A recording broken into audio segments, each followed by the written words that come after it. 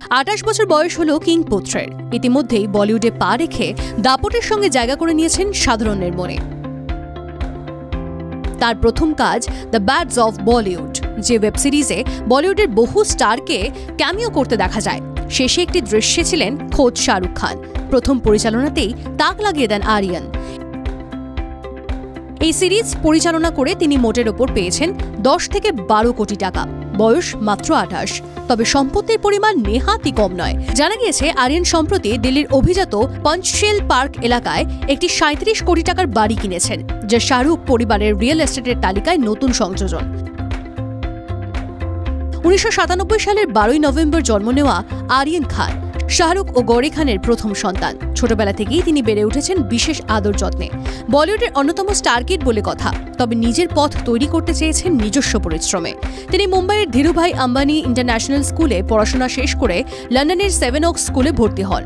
পরবর্তীতে university of southern California থেকে cinematic arts ও television প্রোডাকশনে স্নাতক সম্পন্ন করেন। তারপর থেকে সকলেই মুখিয়েছিলেন কবে অভিনয় জগতে পা রাখবেন আরিয়ান, কিন্তু তেমনটা করতে চাননি শাহরুখ পুত্র।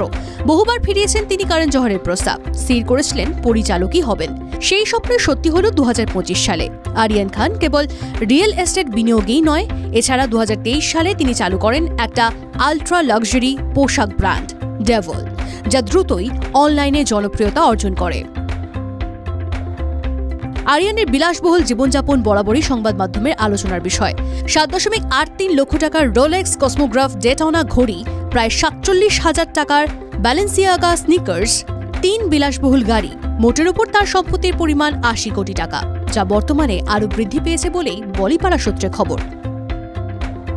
TV9 Bangla digital.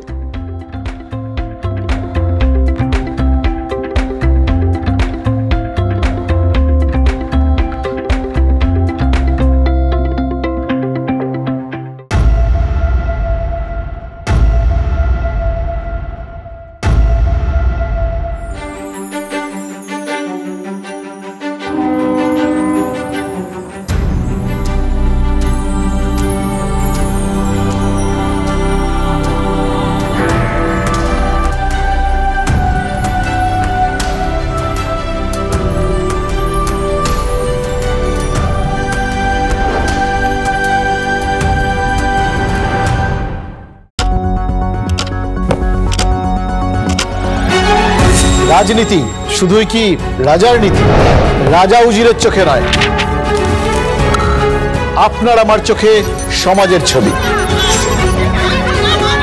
কঠিন কথা সহজভাবে না বললেই নয়। প্রতিদিন রাত 9টায় TV9 বাংলায়। TV9 বাংলা না দেখলেই নয়।